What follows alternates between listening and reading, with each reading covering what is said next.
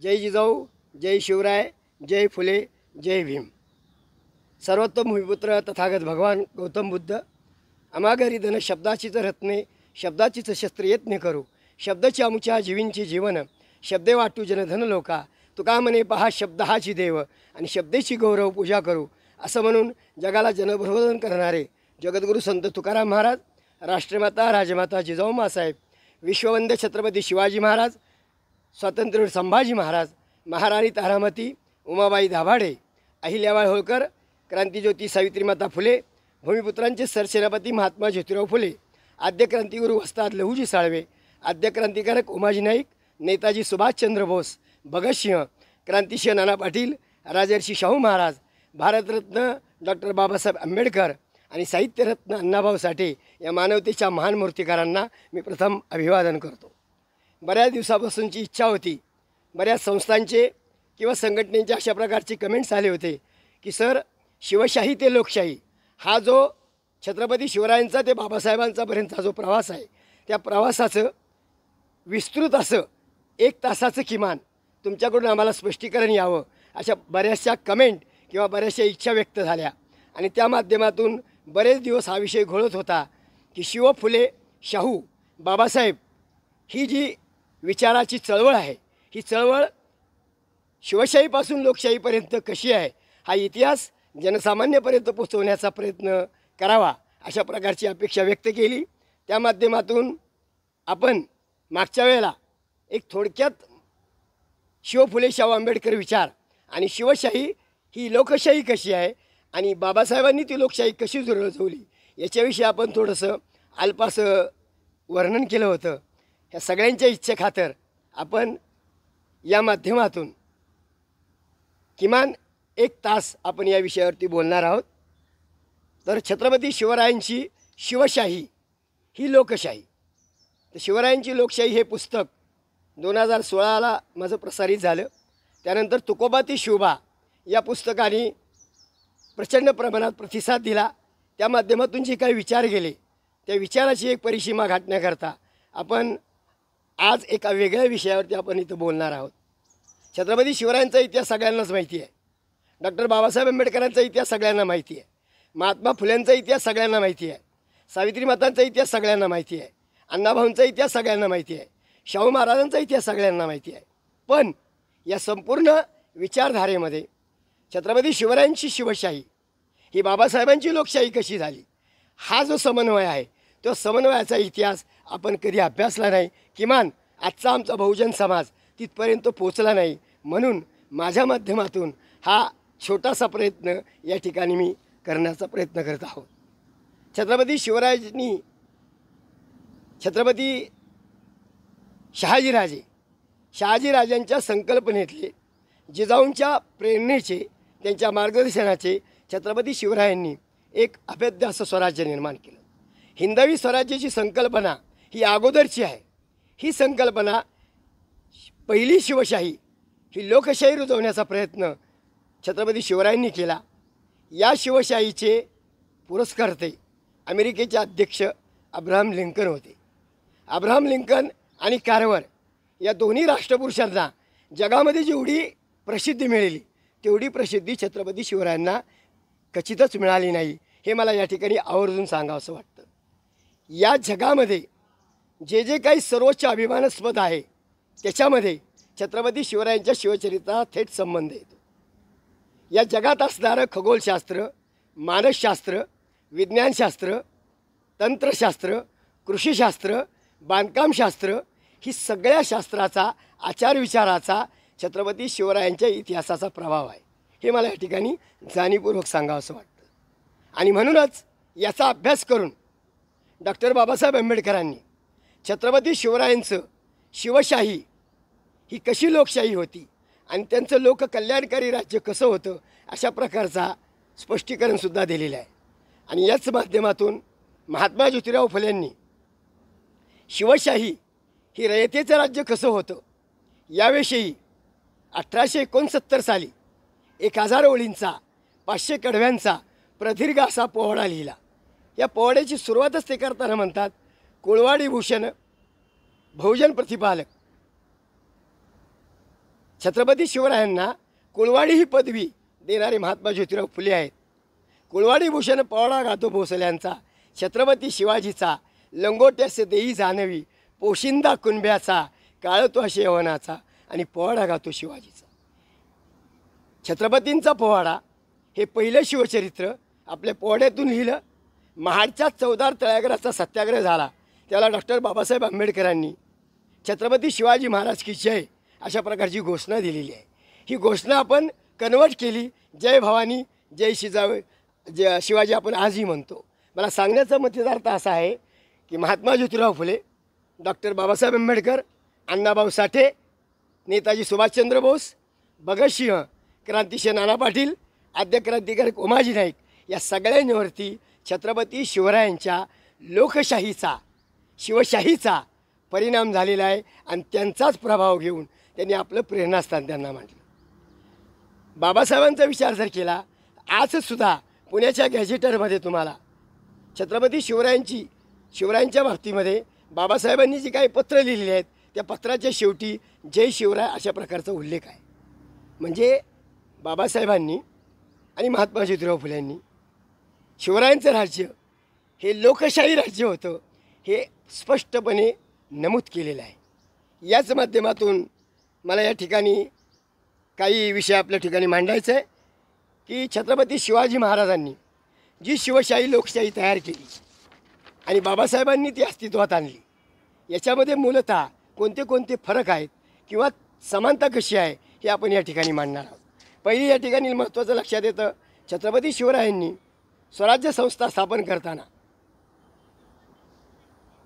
स्वराज्य स्थापन करत असताना इसवी सन 1648 साली राजे शहाजी यांनी शिवरायांच्या सोबत राजमुद्रा आणि अष्टप्रधान मंडळ पाठवून दिलेलं आहे.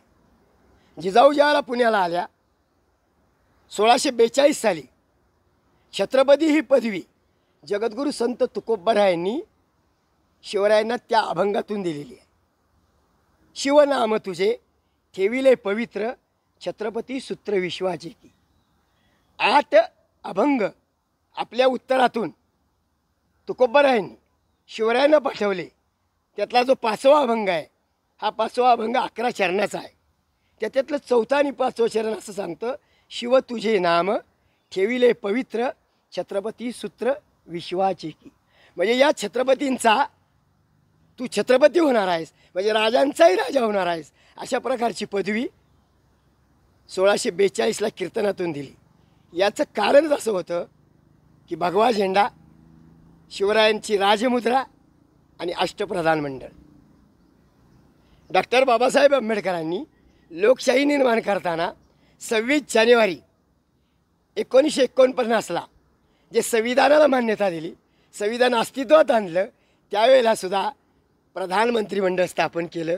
त्याचा प्रमुख कोण असेल तर राष्ट्रपती, कुलपती, सभापती, तसे छत्रपती राष्ट्रपती, राजांचा राजा छत्रपती आणि संपूर्ण कायद्याच्या संविधानाचा या चौकटीतला राजा राष्ट्रपती.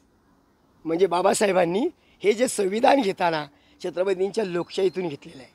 नंबर 2चा या ठिकाणी विषय असा येतो की छत्रपती ही पदवी राष्ट्रपतीला जशी आहे त्याच पद्धतीनं समता, स्वातंत्र्य, एकता, विश्वबंधुता, सामाजिक न्याय.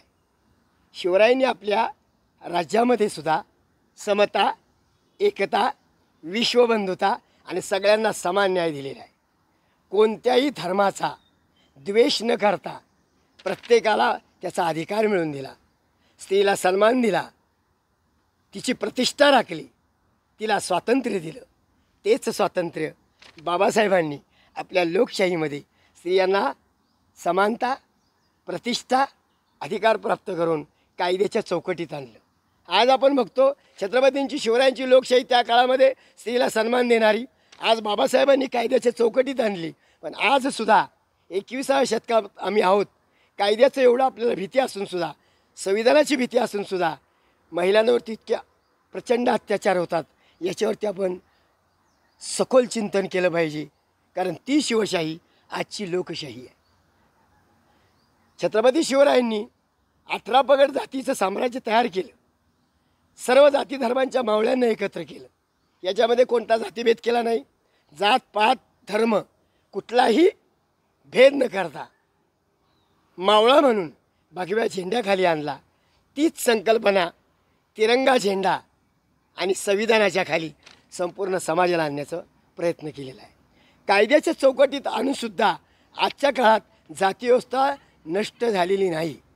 आणि म्हणून परदेशातील लोकंसुद्धा म्हणतात या देशामध्ये जोपर्यंत जातीव्यवस्था आहे तोपर्यंत हे देश, हे राष्ट्र प्रगतशील होणार नाही. ही बाबासाहेबांचा खरा जर न्याय द्यायचा असेल तर बहुजन समाजाला मी या कळकळीच्या माध्यमातून विनंती करतो की आपण जातीभेद प्रथम या भिंती आपण तोडल्या पाहिजे. ज्या छत्रपतींनी तोडल्या त्याच बाबासाहेबांनी कायद्याच्या चौकटीत तोडल्या. पण आज महिलांवरचे अत्याचार अत्यंत प्रचंड वाढलेले आहेत. त्याला कुठल्या प्रकारची सीमा झालेली नाही. शासन प्रशासन व्यवस्था झोपलेली आहे. तिला ॲक्टिव्ह करावी लागते.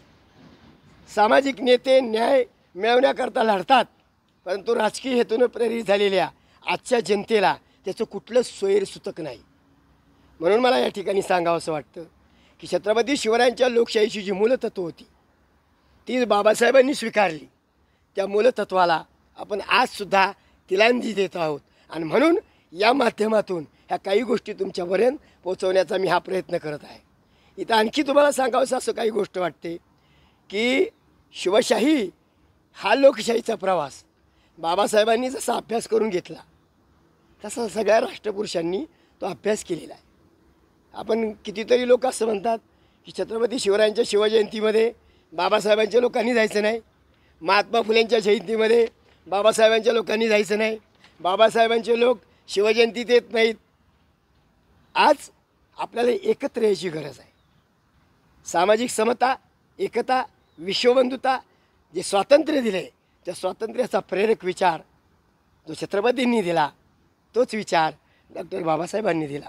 तो जोपर्यंत आम्ही आत्मसात करत नाही, किंबहुना नुसता आत्मसात करून चालणार नाही, हे संविधान समजून समाजापर्यंत त्याची मूल्य कृतिशील कार्यक्रमातून राबवली तरच हे राष्ट्र प्रगतशील होईल. अन्यथा या राष्ट्राचा पुन्हा जातीव्यवस्थेकडे कल गेल्याशिवाय राहणार नाही. हे या ठिकाणी कळकळीने मी सांगत आहे. छत्रपती शिवरायांनी जी धर्मनिरपेक्षता म्हटली, आता काही लोक असं म्हणतात की छत्रपती शिवरायांचं धर्मनिरपेक्ष राष्ट्र, तर इंग्रजीमध्ये इंग्लंडच्या डिक्शनरीमध्ये ब्रिटिशांच्या डिक्शनरीमध्ये नितीन गडकरी यांनी मराठा सेवा संघाच्या वर्धापन दिनानिमित्त एक भाषण केलं. त्याला ते बोलता बोलता म्हटले की छत्रपती शिवाजी महाराज जातीयंताच्या पलीकडे होते, जरूर होते, पण धर्मनिरपेक्ष म्हणता येत नाही. तर त्यांनी त्याला एक वेगळी कलाटणी दिली की म्हटले इंग्रजी डिक्शनरीमध्ये इंग्रजीत मराठीत अर्थ असा होतो सर्व धर्म समभाव. पण धर्मनिरपेक्षता म्हणजेच कोणता धर्म नाही, कोणती जात नाही, कोणता पंथ नाही, कोणता मार्ग नाही, ह्याला धर्मनिरपेक्ष म्हणतात. शिवरायांनी ते केलेलं आहे. मग सर्व धर्म समभाव हा प्रश्न येतो कुठे? ही तुम्हाला दिलेली आपूची गोळी आहे. हे माझं प्रामाणिक मत आहे. कारण बाबासाहेबांनी सुद्धा आपलं संविधान लिहिताना पहिला शब्द आहे भारत हे धर्मनिरपेक्ष राष्ट्र आहे. म्हणजे कोणता धर्म नाही, कोणती जात नाही, कोणता पंथ नाही. आणि म्हणून आपल्याला जर खऱ्या अर्थानं शिवशाहीला लोकशाही स्वरूपात न्याय द्यायचा असेल, शिवशाही हीच लोकशाही आहे असं आम्ही नुसतं म्हणतो, भाषणामध्ये बोलतो, आमचे राजकीय नेते त्याचा वापर करतात. शिवरायांचं नाव घेणं, बाबासाहेबांचं नाव घेणं, फुल्यांचं नाव घेणं, अण्णाभाऊंचं नाव घेणं, ही नावाची फक्त संकल्पना झाली. त्या राष्ट्रपुरुषांच्या जीवावरती आपल्या झोळ्या भरायच्या, आपली पदप्रतिष्ठा मिळवायची, पण त्याचे विचार मात्र आत्मसात करायचे नाही. आजसुद्धा आपण लोकशाहीची किती मूल्य जपतो. वारीमध्ये वारकरी जो आहे तो जातीव्यवस्थेच्या पलीकडे आहे. कारण संतांनीसुद्धा कोणती जातपात पाळली नाही. खटनट या रे शुद्ध होऊन जा रे, दौंडीपिठे भावे चोखा मेळा, कुळ जात येथे अप्रमाण. मग सगळ्या जाती सारख्या आहेत, कोणता भेदभेद नाही. स्त्री आणि पुरुष ह्या दोनच जगात जाती आहेत. हे वारकरी संप्रदायाने घालून दिलं असताना सुद्धा आम्ही एकत्र जातो वारीमध्ये. छत्रपती शिवरायांचा वारसा सांगतो आम्ही, बाबासाहेबांचा सांगतो, फुल्यांचा सांगतो, अण्णाभाऊंचा सांगतो. आमचे वारकरी दिंड्यामधून एकत्र जातात तिथं जातात, एकत्र राहतात, खातात पितात. घरी आल्यानंतर मात्र पुन्हा जाती व्यवस्था आहे तशीच. आपण आंतरजातीय विवाह किती करतो, कायद्याने त्याला मान्यता दिली. छत्रपती शिवरायांनी त्या काळामध्ये कुठलाही उच्च नीच पाहिलं नाही. देशमुख, पाटील, हा मराठा, तो मातंग, तो माळी, तो कोळी, तो शिंपी असं कुठलंही न करता त्या काळातसुद्धा आंतरजातीय विवाहाला मान्यता दिलेली. ही शिवशाही लोकशाही. हे किंबहुना बाबासाहेबांनी सुद्धा आंतरजातीय विवाहात संविधानात ती रूपांतरित केलेली आहे. सतीची चाल कुणी बंद केली? पहिली चाल जिजाऊंनी बंद केली. कारण स्वतः जिजाऊ सती गेल्या नाहीत. त्याच्यानंतर शिवाजी महाराजांच्या काळात सईबाई म्हणजे कोणत्याही सोयराबाई, सईबाई असतील, पुतळाबाई असतील, कुणालाही सती जाऊन दिलं नाही. संभाजीराजांच्या येसुबाई राणीसाहेब त्यांनी राज्यकारभार केला, तारामतीने राज्यकारभार केला. म्हणजे सतीची चाल छत्रपती शिवरायांनी त्या काळात बंद केलेली आहे. आता आधुनिक महाराष्ट्र देशामध्ये नंतर आमचे राजामोहन राय असतील, महात्मा फुले असतील, बाबासाहेबांनी संविधानात रूपांतर करून सतीची चाल बंद केली. पण ही शिवशाहीची लोकशाहीची देण आहे, हे मला या ठिकाणी आवर्जून सांगायचं आहे.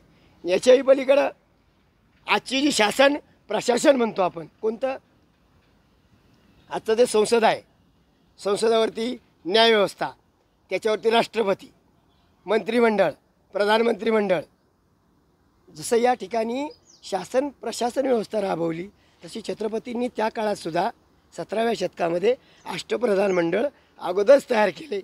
6 जून 1674ला छत्रपतींनी जरी राज्याभिषेक करून घेतला तरी मला एक ठिकाणी माझं प्रामाणिक एक स्पष्ट मत आहे, शिवरायांचा पहिला राज्याभिषेक म्हणजे 6 जून 1674 हा आपल्या देशाचा पहिला स्वातंत्र्य दिन आहे. कोणाला त्याचं आश्चर्य वाटण्यासारखं आक्षेपार्ह असं काही नाही आहे. माझं विधान जर तसं चुकीचं असेल तर मागे घेईल. पण छत्रपती शिवरायांनी याला स्वराज्याचा अभिषेक केला. मध्ययुगीन कालखंडामध्ये गुलामगिरी नष्ट करून स्वातंत्र्य मिळवून राज्याभिषेक केला, हे पहिलं स्वातंत्र्य.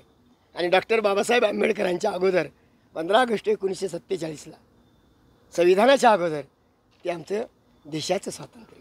या दोन्ही स्वातंत्र्याचं महत्त्व तेवढंच आहे. म्हणून मला शिवशाही लोकशाही असं म्हणावं लागतं. कारण भगव्या झेंड्याचं रूपांतर तिरंगी झेंड्यात झालं, समता एकतेला मिळालं. आज त्या तिरंगी झेंड्याला आम्ही सलाम करतो. भारत हे गौरवशाली राष्ट्र म्हणतो. कारण छत्रपतींची संकल्पनासुद्धा फक्त हिंदवी या शब्दापुरती मर्यादित नाही. हिंदवी म्हणजे भारतीय. छत्रपतींच्या एकाही पत्रामध्ये हिंदवी स्वराज्याची संकल्पना असा उल्लेख नाही आहे. 18 मार्च 1645ला एक शिवरायांचं पत्र आहे की हिंदवी स्वराज्याच्या स्थापनेचा असा उल्लेख आहे. पण हे जे पत्र आहे, ह्या पत्राची अस्सल प्रत नाही, ती नक्कल प्रत आहे. आणि छत्रपती संभाजीराजांच्या काळात एकच दानपत्र आहे, त्याच्यामध्ये हिंदवी हैदव नावाचा उल्लेख आहे. तर हैदव हिंदवी म्हणजे भारतीय. रयतेचं राज्य, येत देशांचं राज्य, लोकांचं राज्य. म्हणून हिंदवी शब्दाचा अर्थ हा असा आहे, भारत म्हणून आहे, भारतीय म्हणून आहे. म्हणून छत्रपती शिवरायांचा हिंदवी या नावाचा वापर करून आज जे स्तोम बोकाळले, हिंदू, हिंदुस्तान, हिंदू राष्ट्र, याला कुठल्याही प्रकारचा अर्थ नाही, त्याला कुठला पुरावा नाही. कारण छत्रपतींनी करतानाच हिंदवी स्वराज्य म्हणजेच माझ्या भारताचं राज्य आहे, माझ्या लोकांचं राज्य आहे. तेच बाबासाहेबांचं लोकशाहीचं राज्य आहे, लोकांनी लोकांकरता निर्माण केलेलं राष्ट्र. आज आपण कोणत्या त्या दिशेने चाललेलो नाही, मला प्रामाणिक सांगायचं आहे. मला बऱ्याच ठिकाणी व्याख्यानाच्या माध्यमातून काही लोकांनी प्रश्न केला. आता हे सहज आपण बोलताना मला तळमळीने हे विषय मांडायचा आहे की हिंदू या शब्दाचा अर्थ काय. त्या खोलात जायचं नाही, लोकांच्या भावना दुखवल्या जातील. पण हिंदू धर्म आहे का, तर सर्वोच्च न्यायालयानेच निकाल दिला आहे. आमचे देशाचे आज प्रधानमंत्री आहेत, त्या प्रधानमंत्र्यांनी पण सांगितलं हिंदू धर्म नसून एक जीवन जगण्याची पद्धत आहे. बौद्ध धर्म, काहींनी विचारलं बौद्ध धर्म काय आहे. बौद्ध धर्म पण नाही, बौद्ध धम्म आहे, म्हणजे बुद्धांनी दिलेला विचार आहे. बौद्ध धम्म म्हणजे ज्याची शुद्ध बुद्धी, ज्याचा शुद्ध आचार, त्याचं नाव बौद्ध. महाशुद्ध आचार आमच्याकडे किती आहे. पंचशील माध्यमातून आमची लोकशाही राबवतो का. जीव हिंसेपासून अलिप्त राहील, चोरी करणार नाही, व्यभिचार करणार नाही, खोटं बोलणार नाही. मग हे पंचशील वारकरी संप्रदायात पण तेच पंचशील आहेत, तेच बुद्धांच्यात आहेत. म्हणजे छत्रपती शिवरायांचा त्या काळापासूनचा इतिहास जो शिवशाही लोकशाहीचा आहे तोच बाबासाहेबांच्या काळात आत्तापर्यंत आलेला आहे. म्हणून मला सांगायचं आहे, बहुजन बांधवांना विनंती आहे, आपसापसात हेवेदावे विसरा, हिंदू धर्म समजून घ्या. ती जीवन जगण्याची पद्धत आहे. बौद्ध धर्म धर्म नसून तो विचार आहे, शुद्ध बुद्धी आहे. ती बुद्धी तुम्ही जर कराल तरच तुम्हाला शिवशाही ही लोकशाही करेल, अन्यथा शिवशाही लोकशाही करणार नाही. आणखी काही लोकांनी याबाबत विचारलं की ठीक आहे सर, तुम्ही ही मांडणी करता शिवशाही लोकशाही, तर शिवरायांची लोकशाही या पुस्तकामध्ये छत्रपती शिवरायांनी 11 कलमी कार्यक्रम कसा राबवला लोकशाहीचा त्या काळात, तर त्यावेळेची परिस्थितीप्रमाणे त्यांना ते 11 कलमं राबवावी लागली. आज बाबासाहेबांनी संविधान लिहून राज्यघटनेमधून ती कलमं आपण राबवतो आहे, पण त्या कलमाचा आम्हाला विसर पडला आहे. स्त्रीला किती स्वातंत्र्य देतो आपण, स्त्रीला सन्मान आहे का, तिला प्रतिष्ठा आहे का. म्हणताना म्हणतो राष्ट्रपती आमची एक महिला आहे. सगळ्या शिक्षण क्षेत्रात, क्रीडा क्षेत्रात, विज्ञान क्षेत्रात सगळीकडे स्त्रियांचा, पण स्त्रीला आपण किती प्राधान्य देतो, तिला किती अधिकार दिला आहे. महात्मा ज्योतिराव फुलेंनी जे स्त्रियांकरता कार्य केलं, शिक्षणाची चळवळ उभी केली, तीच लोकशाहीची शिवशाहीची चळवळ आहे. त्या काळात येसूबाईंना शिक्षण दिलं कुणी, शिवरायांनी. सईबाईंना शिकवलं, सोयराबाईंना शिकवलं, जिजाऊंनी सगळा पायंडा मोडला, प्रत्येक महिलेला अधिकार प्राप्त करून दिला. आणि म्हणूनच जिजाऊ एवढ्या सुंदर होत्या, शिवराय तेवढे सुंदर होते. किंबहुना स्त्री जात अत्यंत सर्व बाजूनी सुंदर आहे. आणि म्हणून छत्रपतींनी त्या काळात स्त्रियांच्या संरक्षणाचे कडक कायदे केले. बाया बापड्यावर हात टाकले तर हात कलम केले जातील. बाई बटकींसोबत बाळगता कामा नये, गर्दन मारण्यात येईल. शिवरायांनी त्या काळात त्या परिस्थितीनुसार त्या शिक्षा दिल्या. आज त्या शिक्षा आहेत, पण त्या शिक्षेसाठी किती वाट पाहावी लागते. एका लहान बालिकेवरती अत्याचार होतात, बलात्कार होतात, ते महिलांपर्यंत 70-60 वर्षाच्या महिलांपर्यंत बलात्कार होतात, अत्याचार होतात. त्यांना किती न्याय मिळतो. न्यायव्यवस्थेत पळवाटा झाल्या, त्याचे एजंट झाले, बाडखाव झाले, न्यायालय वेठीच धरलं. मग स्त्रीला सन्मान कसा मिळेल, स्त्रीला अधिकार कसा मिळेल. हा अधिकार मिळायचा असेल तर बहुजन बांधवांना अत्यंत कळकळीची विनंती आहे, याच्यात जर काय माझं वाव असेल तर मला कमेंट करून सांगावं. याच्याकडं सगळी उत्तरं माझ्याकडे आहे, उपलब्ध आहेत. ती उत्तरं तुम्हाला मी देऊ शकतो. आम्हाला खरं संविधानाचं पावित्र्य राखायचं असेल तर शिवरायांच्या इतिहासाचा खरा अभ्यास करा, बाबासाहेबांच्या इतिहासाचा खरा अभ्यास करा, महात्मा फुल्यांचा अभ्यास खरा करा. आम्ही फुले, बाबासाहेब, शिवाजी महाराज आमचा समूह एकत्र येत नाही, अण्णाभाऊंचा समूह एकत्र येत नाही. कोणती शोकांतिका आहे, काय तुमच्या मनात आहे, कारण तुम्ही या राष्ट्रपुरुषांचा इतिहास अभ्यासला नाही. पहिली शिवरायांची समाधी कोणी शोधली, महात्मा ज्योतिराव फुलेंनी 1869 साली रायगडावर गेले आणि एवढ्या जंगलात ती समाधी शोधली पहिली. त्याच्यावरती फुलं वाहिली. किंबहुना इतिहासात असून एक पुरावा आहे की जेम्स डग्लस नावाचा इंग्रज अधिकारी रायगडावर जाऊन आला की शिवाजी महाराज कोण होता, या देशाचा राजा. समाधी शोधायचा प्रयत्न केला, पहिला प्रयत्न, पण त्याचा सक्सेस झाला नाही. आणि महात्मा ज्योतिराव फुलेंनी 1869ला रायगडावर जाऊन ती समाधी शोधली, तिच्यावर फुलं वाहिली आणि काव्य केलं. आणि 1885ला रायगडावर जाऊन पहिली शिवजयंती साजरी केली महात्मा ज्योतिराव फुल्यांनी. आम्ही कोणाचं नाव घेतो, चुकीचा इतिहास सांगली जातो. टिळकांचे जे पंतू आहेत त्यांनी त्यांच्या पुस्तकात लिहिले, आत्मचरित्रात, माझ्या आजोबांनी शिवजयंती पुढे चालू ठेवली, सुरू केली नाही. ती कुणी केली? महात्मा ज्योतिराव फुले. हा इतिहास आम्हाला समजला पाहिजे. किंबहुना बाबासाहेबांनी मार्चच्या 14 तारखेला सत्याग्रहाच्या वेळेला शिवाजी महाराजांच्या नावाची घोषणा केली आणि म्हणून ते आंदोलन यशस्वी झालं.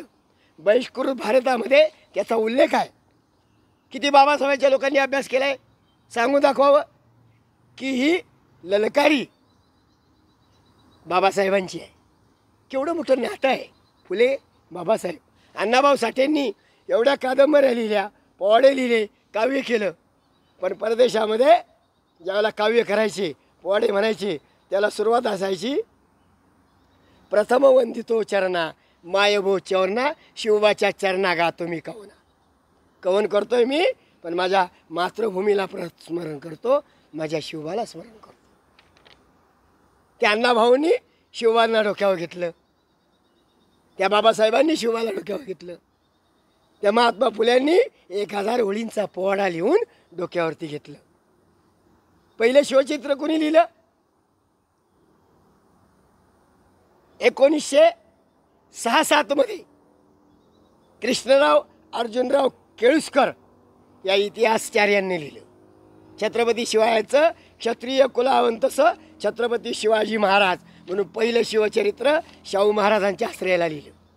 उच्चवर्णीय यांनी ते चरित्र वाचलंच नाही, आम्हाला खोटा इतिहास सांगितला. केळुस्करांचा चरित्राचा विषयाचा आहे का? त्यांनी त्यात शिवाजी महाराज, तुकाराम महाराज, रामदास स्वामीचा उल्लेख केलेला आहे, पण रामदास स्वामींनी स्वराज्य स्थापनेला कुठलीच मदत केली नाही असे पुरावे आहेत. आणि आम्ही बोलत बसतो रामदास स्वामी आणि शिवाजी महाराज संबंध.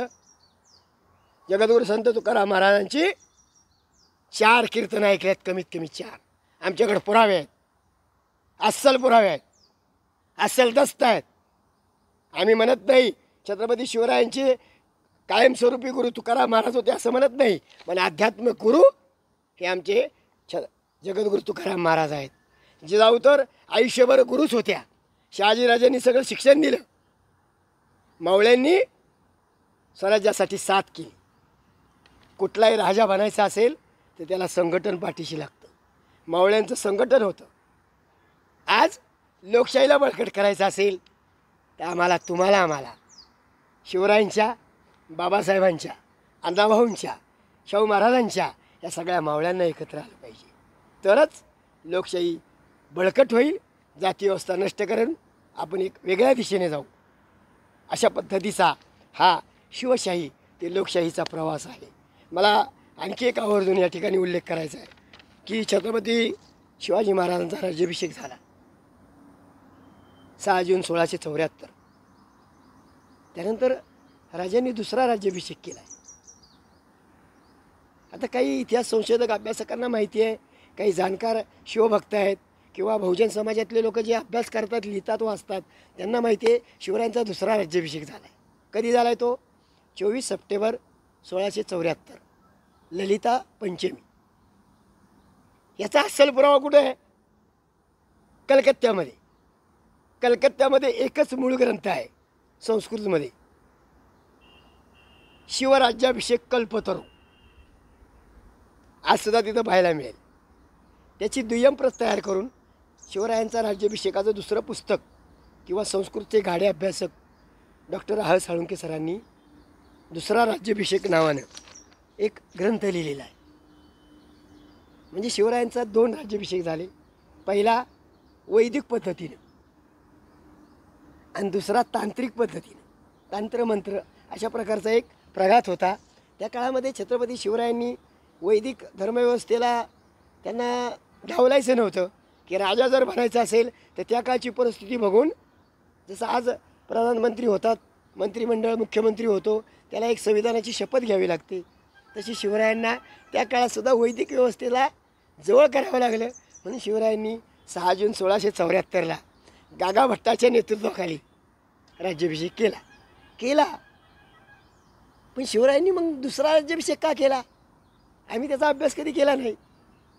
वैदिक पद्धत नाकारली, अवैदिक पद्धतीनं, ती म्हणजे तांत्रिक तंत्र आणि मंत्र, निश्चलपुरी गोसावी या बहुजन समाजातल्या तंत्रमंत्र शाक्तपंथीयाकडून दुसरा राज्याभिषेक केला. म्हणजे शिवाजी महाराजांनी वैदिक धर्मव्यवस्था नाकारली असं आम्ही म्हणू शकतो. काही लोक म्हणतात शिवाजी महाराजांनी वैदिक व्यवस्था नाकारली, याला पुरावा काय? मग शिवाजी महाराजांनी दुसरा राज्याभिषेक केला, हा वैदिकता नाकारून केला नाही, याला पुरावा काय? पण आमच्या तर्कबुद्धीने आम्ही असं सांगू शकतो, शिवरायांना दुसरा राज्याभिषेक करायची काय गरज होती मग? पण शिवरायांना माहिती होतं वैदिक व्यवस्थेनं मला त्रास दिला, प्रचंड माझी संपत्ती लुटली, राज्याभिषेकाला जेवढा खर्च आला नाही तेवढा तहालासुद्धा आला नव्हता पुरंदरच्या, एवढा राज्याभिषेकाला खर्च केला आहे दररोज असं म्हणतात. काही पुरावे पण आहेत. गडावरती रोज 10,000 ब्राह्मणांच्या पंक्ती बसत होत्या. आता मला सांगा, एवढं शिवरायांनी दान केलं कुणाला? आपल्याला कुठल्या जातीच्या विरुद्ध बोलायचं नाही. We are not any against caste, we are against system. आम्ही व्यवस्थेच्या विरुद्ध आहोत, मग ती कोणती असो. शिवरायांच्या सैन्यामध्ये सगळेच होते, माळी, कोळी, शिंपी, मातंग, मराठा, ब्राह्मण, कायस्थ सगळेच होते. सगळ्यांनी शिवरायांना साथ केलेली आहे. आजसुद्धा प्रशासन शासन व्यवस्थेमध्ये हे सगळे आहेत. म्हणजे शिवाजी महाराजांनी जशी कोणत्याही प्रकारची जातीव्यवस्था ठेवली नाही, तीच जातीव्यवस्था लोकशाहीतसुद्धा ठेवायची नाही, ही कळकळीची या ठिकाणी पुन्हा मला मांडायचं आहे. दुसरा राज्याभिषेक केला हे जाणल्यानंतर त्याच्या पाठीमागं काहीतरी मूल्य आहे दुसऱ्या राज्याभिषेकाचं. का? तर महात्मा ज्योतिराव फुलेंनी 24 सप्टेंबर 1873ला सत्यशोधक समाजाची स्थापना केली. बघा, 24 सप्टेंबर 1873 सत्यशोधक समाजाची स्थापना आणि छत्रपती शिवरायांचा दुसरा राज्याभिषेक 24 सप्टेंबर 1674. 24 सप्टेंबर 1944ला एक इंग्रजीत भाषण कलकत्त्यात झालं. कुणाचं? बाबासाहेबांचं. असा उल्लेख आहे. मी म्हणत नाही माझा पुरावा ठोस आहे म्हणून, पण त्या भाषणामध्ये सुद्धा त्यांनी स्पष्ट उल्लेख केला होता की मी कधी बौद्ध धर्माचा कधी स्वीकार करेल किंवा हिंदू धर्म कधी सोडणार आहे हे त्या भाषणात त्यांनी सांगितलं नव्हतं, पण उल्लेख केला होता की मी हिंदू धर्मात राहणार नाही, जगणार नाही, मरणार नाही. आणि ती प्रतिज्ञा त्यांनी पूर्ण केली. पण त्या भाषणाचा मसुदा 24 सप्टेंबर 1944चा आहे. सांगायचं तात्पर्य, महात्मा फुले छत्रपती शिवरायांच्या दुसऱ्या राज्याभिषेकाशी नाळ जोडतात. बाबासाहेब छत्रपती शिवरायांच्या दुसऱ्या राज्याभिषेकाशी नाळ जोडतात.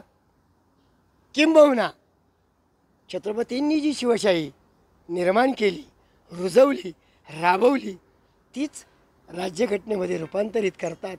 याच्या इतकं साम्य मला तर वाटतं दुसरं कोणतं नसेल. कारण आजसुद्धा आमचं संविधान काय सांगतं? धर्मनिरपेक्ष राष्ट्र, स्वातंत्र्य, समता, विश्वबंधुता आणि सामाजिक न्याय, हीच मूलतत्व आपण या इतिहासाचा उजाळा देऊन या शिवजयंतीच्या पार्श्वभूमीवर करावी अशी पुन्हा पुन्हा कळकळीची विनंती आहे. जाता जाता एकच शेवटी सांगतो की छत्रपती शिवराय बाबासाहेब असतील, महात्मा फुले असतील, यांच्याविषयी कितीतरी लोक गरळ वागतात. अभ्यास कमी, अपुरं ज्ञान, अपुरा इतिहास, चुकीची माहिती. मनोहर भिडेंनी तो सगळा धिंगाणाच केला आहे. बहुजन समाजाची माथी त्यांनी खोटा इतिहास सांगून फिरवली. मध्यंतरी राज्यपाल त्यांनी तो नको तसा भरायला, फुल्यांच्याबद्दल भरायला, शिवरायांच्याबद्दल भरायला. आत्ताची लेटेस्ट घटना आहे कोणती, तो राहुल सोलापूरकर नावाचा कोण उठतो, छत्रपतींच्या आग्र्याहून सुटकेवरती बोलतो, बाबासाहेबांच्यावर तरी बोलतो, पुन्हा माफी मागतो. बघा बोलणारे कोण आहेत ह्याचाही अभ्यास करा. माफी मागणारे कोण आहेत, मग ते त्याच समाजाचे कसे.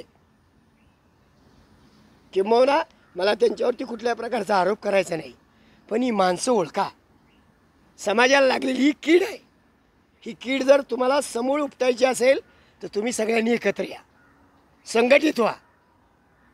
हे लोक फुल्यांचे, हे बाबासाहेबांचे, हे शिवरायांचे, कुणी कुणाला राष्ट्रपुरुषाला वाटून घेऊ नका. बाबासाहेब, डॉक्टर बाबासाहेब हे कुणाची प्रॉपर्टी नाही. महात्मा ज्योतिराव फुले कुणाची प्रॉपर्टी नाही. छत्रपती शिवाजी महाराज कुणाची प्रॉपर्टी नाही. अण्णाभाऊ साठे, शाहू महाराज, उमाजी नाईक हे कुणाची प्रॉपर्टी नाही. ती सर्व बहुजन समाजाची, सगळ्यांची प्रॉपर्टी आहे. ही प्रॉपर्टी मालमत्ता विचारासाठी वापरा, तुमच्या स्वार्थाकरता वापरू नका, तुमच्या फायद्याकरता वापरू नका. तरच शिवरायांची लोकशाही ही बाबासाहेबांनी जी उभी केली तिला खऱ्या अर्थानं न्याय मिळेल आणि आपण एक प्रगतशील राष्ट्र म्हणून ह्या जगामध्ये नाव सांगू की आमची खरंच सर्वोच्च लोकशाही आहे. ज्या लोकशाहीमध्ये जे जे काही अभिमानास्पद आहे ते सगळं शिवरायांचं, ते बाबासाहेबांचं आहे. हे या ठिकाणी मला ठामपणे सांगावं असं वाटतं. किंबहुना शेवटचा एक संदेश देतो की या माध्यमातून आम्हाला एक सामाजिक, धार्मिक, राजकीय अशी क्रांती करून एक नवं पर्व उभं करू आणि सर्व समाजाला, सर्व घटकांना, वंचितांना, सगळ्यांनाच न्याय मिळवून देऊ. त्यासाठी तुम्ही एक व्हा. एक आला तरच तुमचं हे शोषण थांबेल, तरच तुमच्यापर्यंत येणारं चुकीचं थांबेल. अन्यथा पुढचा भारत वेगळ्या गुलामगिरीचा आहे. ती वेगळी गुलामगिरी परकीय नसेल तर ती आमची स्वकीयांचीच असेल. हे मला आवर्जून सांगावं असं वाटतं. या माध्यमातून मला शिवशाही ती लोकशाही हा आमच्या भोर न्यूजच्या चॅनलच्या माध्यमातून हा संदेश पोचवण्याचा या ठिकाणी मार्ग दिला, त्याबद्दल त्यांचंही या ठिकाणी धन्यवाद. उपस्थित आमचे जे कोण स्नेही असतील, काय आपण हा मोठा सभेचा व्याख्यानाचा कार्यक्रम नाही, आपण जे काही संदेश द्यायचा होता तो कार्यक्रम आहे, उपस्थित राहिले त्याबद्दल त्यांचंही धन्यवाद. आणि या ठिकाणी शिवशाही लोकशाही हा जो छोटासा प्रवास मी सांगितला याच्यावर भरपूर विस्तृत बोलता येईल, पुस्तक लिहिता येईल. तो प्रवास आपण या ठिकाणी थांबवूया. जय जिजाऊ, जय शिवराय, जय फुले, जय भीम.